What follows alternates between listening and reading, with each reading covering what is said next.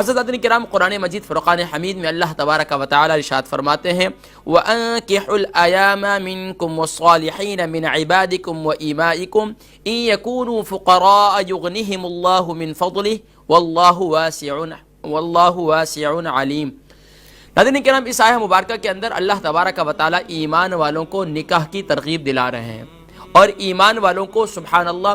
اس پیارے عمل، پیارے کریم آقا علیہ السلام اور سنت انبیاء علیہ السلام کی اس پیاری سنت کو زندہ کرنے کی طرف ترغیب دلا رہے ہیں، اور امت کو یہ تعلیم پیارے کریم آقا علیہ السلام نے دی، اے ایمان والو، یہاں تک کہ پیارے کریم آقا علیہ السلام نے جوانوں کو مخاطب ہو کر ارشاد فرمایا یا معشر الشباب، اے نوجوانوں نکاح کرو، نکاح کرو، اور جب نکاح کی طاقت رکھتے ہو تو نکاح کرو، اگر نکاح کی طاقت نہیں رکھتے تو پھر روزے رکھو۔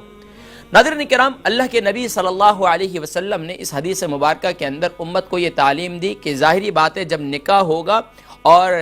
تو ظاہری بات ہے ازدواجی زندگی اور فطری زندگی جو ہے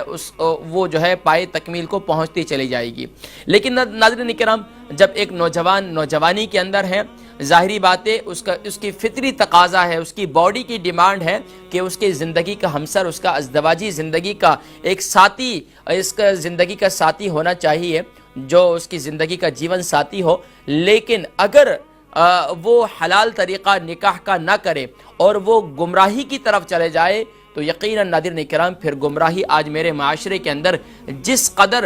بے رہروی بڑھتی چلی جا رہی ہے اور بے حیائی کو عروج دیا جا رہا ہے، یہاں تک کہ اب تو حیا تو یہاں تک ختم ہو چکی ہے، اب تو حیا کے نام بھی باقی نہ رہا، اب تو میڈیا کے ڈراموں کے اندر، فلمی ڈراموں کے اندر نہ جانے کن کن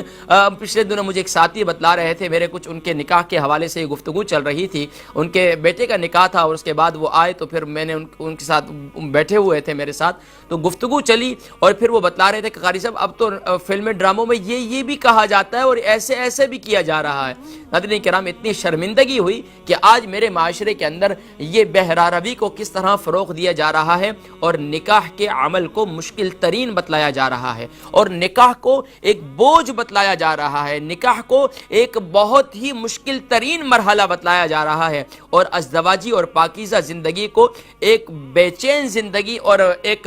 بوجھ والی زندگی، ایک مشکل زندگی جو ہے آج میرے معاشرے کے اندر اس کو بتلایا جا رہا ہے، جس کی وجہ سے آج نوجوان نسل اس نکاح کے اس پیارے عمل کی طرف بڑھنے میں بڑی کتراتی ہے۔